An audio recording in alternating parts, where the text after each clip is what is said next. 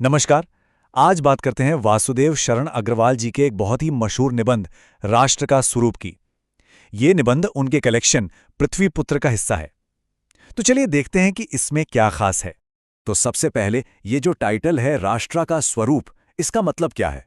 सीधा सा मतलब है एक नेशन का फॉर्म या शेप क्या होता है। ये निबंध इसी सवाल की गहराई में जाता है कि आखिर एक राष्ट्र बनता किन चीजों से है।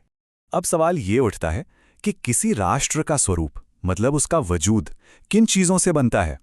ये एक ऐसा सवाल है जिसके बारे में हम ज्यादा सोचते नहीं, है ना? खैर, ये निबंध हमें इसका बहुत ही सीधा और सुंदर जवाब देता है। चलिए एक एक करके समझते हैं। तो लेखक के हिसाब से किसी भी नेशन के 3 मेन पिलर्स होते हैं। पहला, भूमि मतलब जमीन। दूसरा, जन यानी उस जमीन पर रहने वाले लोग। और तीसरा, संस्कृति यानी उन लोगों का रहन सहन, उनके तौर तरीके। जब ये तीनों चीजें मिलती हैं तभी एक राष्ट्र पूरा होता है। तो चलो सबसे पहले और सबसे बेसिक एलिमेंट से शुरू करते हैं, भूमि से। जमीन, जो किसी भी देश की फिजिकल और आप कह सकते हैं स्पिरिचुअल फाउंडेशन होती है। एक बहुत ही सुंदर बात कही गई है, माता भूमि ही पुत्रो हम पृथिव्या। इसका मतलब है कि पृथ्वी हमारी मां है और हम उसके पुत्र हैं। तो यहां जमीन सिर्फ एक टुकड़ा नहीं है, उसे एक मां का दर्जा दिया गया है। और लेखक कहते हैं कि यही जो फीलिंग है ना, यही नेशनल आइडेंटिटी की असली जड़ है। तो फिर एक नागरिक होने के नाते हमारा सबसे बड़ा फर्ज क्या बनता है? वो ये कि हम अपनी जमीन को जानें, उसके फिजिकल फॉर्म को, उसकी खूबसूरती को, उसकी प्रॉस्पेरिटी के बारे में कॉन्शियस रहें।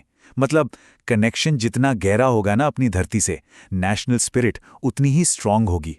अच्छा, पृथ्वी के लिए एक और बहुत खूबसूरत शब्द इस्तेमाल होता है, वसुंधरा। कभी सोचा है कि इसे वसुंधरा क्यों कहते हैं? इसका मतलब है वसु को धारण करने वाली, मतलब जिसके अंदर खजाना हो, रत्न हो। और सच भी है, धरती के अंदर जो मिनरल्स हैं, मेटल्स हैं, जितने भी नेचुरल रिसोर्सेस छिपे हैं, वही तो किसी भी देश की इकोनॉमिक ग्रोथ का बेस बनते हैं। चलिए अब दूसरे पिलर की तरफ बढ़ते हैं।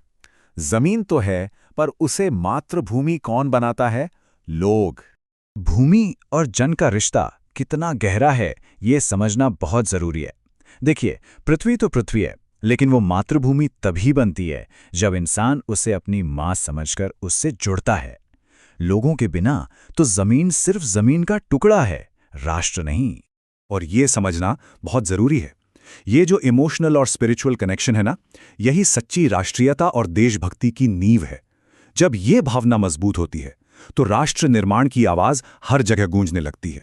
तो इस जमीन पर रहने वाले लोगों का आपस में रिश्ता कैसा होना चाहिए? सेवा का, सम्मान का और भाईचारे का।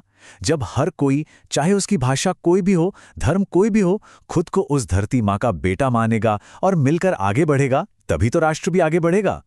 लेखक ने यहाँ लोगों की जिंदगी की तुलना एक नदी से की है, जो हमेशा बहती रहती है। देखिए, इतिहास में उतार चढ़ाव तो आते रहते हैं, लेकिन लोगों की जिंदगी एक नई एनर्जी के साथ हमेशा आगे ही बढ़ती है। अब आते हैं राष्ट्र के तीसरे और बेहद जरूरी हिस्से पर, जिसे राष्ट्र की आत्मा या मन कहा गया है, यानी संस्कृति। भूमि और जन के बाद संस्कृति ही वो एलिमेंट है जो राष्ट्र को एक पहचान, एक चेतना देती है। संस्कृति के बिना एक राष्ट्र की कल्पना अधूरी है, क्योंकि ये सदियों से बने लोगों के सोच विचार का आधार है। तो संस्कृति हमें दिखती कहाँ है?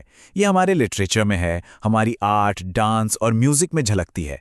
ये उन त्योहारों में दिखती है जो हम सब मिलकर मनाते हैं, और उन लोक कथाओं में जिंदा रहती है जो हमें खुशी और सीख दोनों देती हैं। लेखक ने यहाँ अनेकता में एकता के कॉन्सेप्ट को समझाने के लिए बहुत ही खूबसूरत उदाहरण दिए हैं।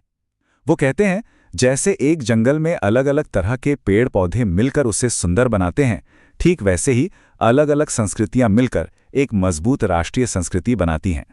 तो सीधी सी बात यह है कि इन अलग अलग संस्कृतियों में आपसी तालमेल और एकता बनाए रखना ही किसी भी राष्ट्र की असली ताकत और खुशी का आधार होता है। तो अब इन तीनों एलिमेंट्स को एक साथ रखकर देखते हैं कि एक राष्ट्र की पूरी तस्वीर, उसका संपूर्ण स्वरूप आखिर कैसे बनता है। तो क्या समझ में आया? भूमि, जन और संस्कृति, ये तीनों बराबर और एक दूसरे से जुड़े हुए स्तंभ हैं।